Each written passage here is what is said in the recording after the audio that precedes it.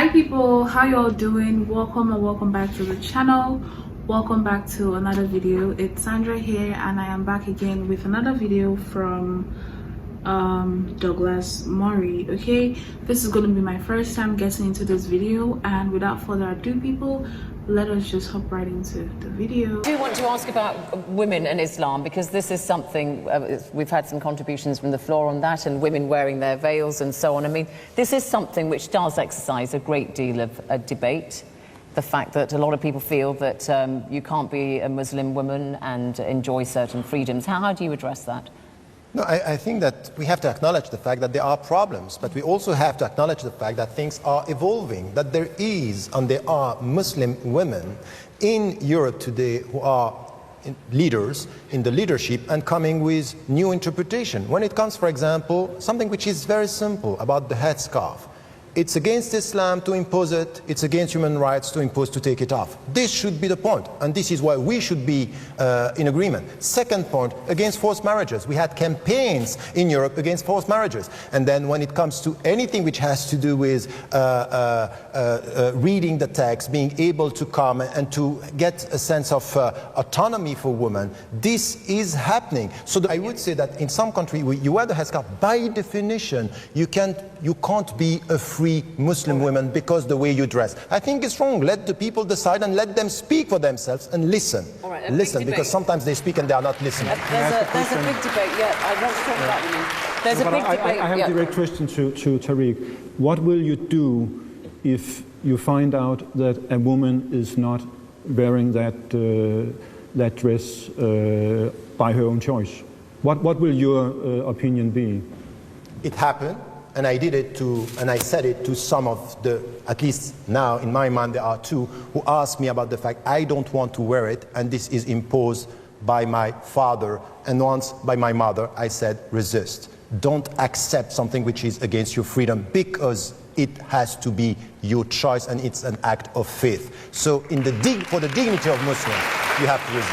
All right, I mean, there's a big debate at the moment in Europe, isn't there, in France in particular, about the niqab, the full face veil. And even people like Rachida Dati, the former French cabinet minister, has said that she is opposed to that. But Douglas, I want to ask you, you heard some of the people from the floor there, the woman complaining about attacks on her because she's described as a scarfie because she wears a head veil. I mean, that is something that you would regret. I mean, that doesn't promote social cohesion, does it? Nobody thinks that any physical attacks or any such thing could be a good thing to happen. Of course not.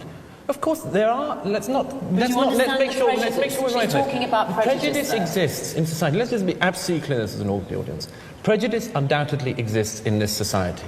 It exists across racial groups, including from minorities to other minorities, after all, which is one of the things we see increasingly in Britain these days.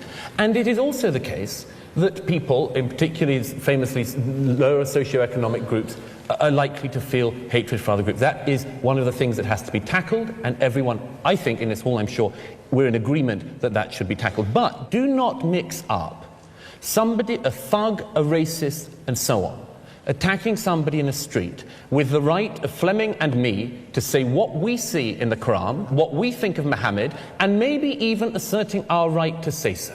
Okay, all right, now...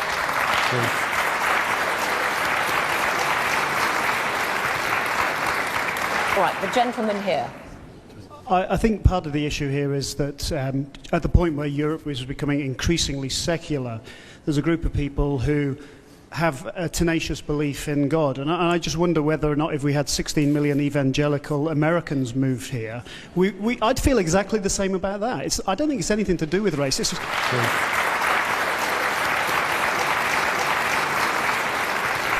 Okay, let's take some from upstairs. Yeah. The biggest point for me is double standards. I think European double standards is the biggest problem. I mean, you talk of freedom of expression, and yet you kind of like compromise it through banning of minarets.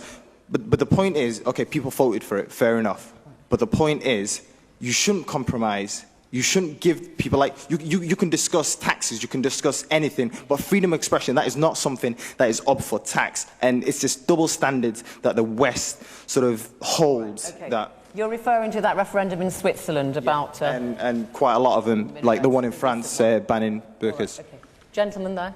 My name's Henry Hogger. I'm a former British diplomat in the Arab world. I worked until fairly recently for something called the Muslim West Facts Project, which is an exercise to publicise the findings of some Gallup polling on Muslim opinion in Europe.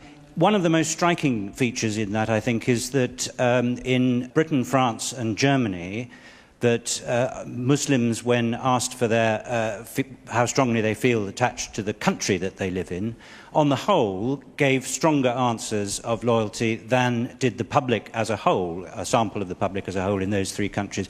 It seems to me that that's a strong and positive reason for arguing against the motion that Europe is failing its Muslims, but not the reasons which I fear our speakers against the motion have been giving, which are rather inclined to blame Islam and Muslims themselves for the problem. Okay, thank you. Please. The gentleman behind you. I'll come to you in a second. I do a lot of work with Christians who've come out from the Middle East, sometimes due to persecution, and British policy is frequently behind that. So the world is very complicated. But what worries me is that a lot of the things that people are worried about Muslim immigrants into Europe are very hard attitudes that a lot of the Christians also have.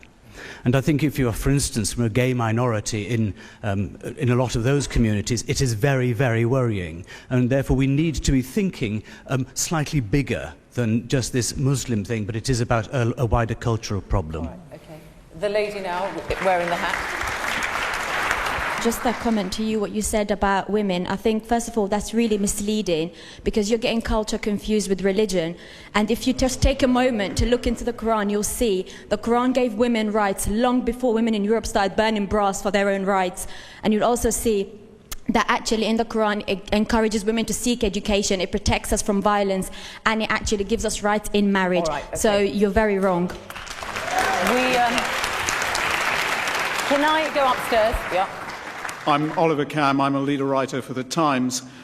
Immediately after the Swiss vote to ban construction of minarets, my newspaper published a leading article condemning the vote as inflammatory and a violation of religious liberty. But beyond religious liberty, beyond your, sir, right to freedom of association and worship, I cannot understand what possible claim your deeply held religious beliefs have on the rest of society. They are, in my judgment, flawed and incoherent and wrong. Why do I have any reason to respect them, and why do they belong in civic society? Okay. Just some brief ones now. Yeah. I was brought up a Catholic in Ireland. Later on in life I moved to England and I converted to Islam. Did my testimony of faith and I was ostracised by a lot of my friends. As a practicing Muslim was 2003. A few years later I came out as gay and I was ostracised by a lot of my Muslim peers. And then I became very isolated and I was lonely. I didn't know where I was. And I think the question today really is, is Europe, is it failing its Muslims, but are we all failing one another? And that's something that we should really look at. And I'm now in love with a lovely Muslim man and a good relationship, so thanks very much. You've got the microphone, go on. Hi, I'm Caroline. I'm just a human being. I don't represent any sort of party or community or anything like that.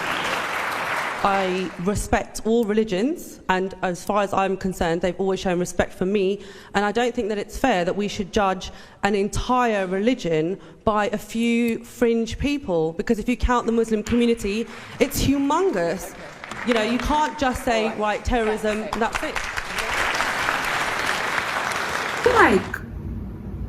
I know that there are some instances and there are some cases where there are discrimination against women because they are women, and maybe some see them as undeserving, some see it as they can't take up, responsibilities to certain tasks and all.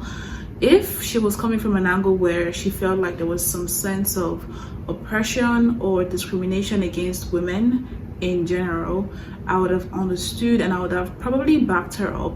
But coming from the stance of women being discriminated because they're Muslims, because they're wearing hijab and all of that, like that is really not adding up, because there's so much freedom in Europe. I believe that from my previous videos I've gotten into Douglas Murray, that is even what he's fighting against. He's fighting against the invasion of Islam, he's fighting against the invasion of Islam so as not to compromise the liberality that Europe, the UK, has to offer its citizens.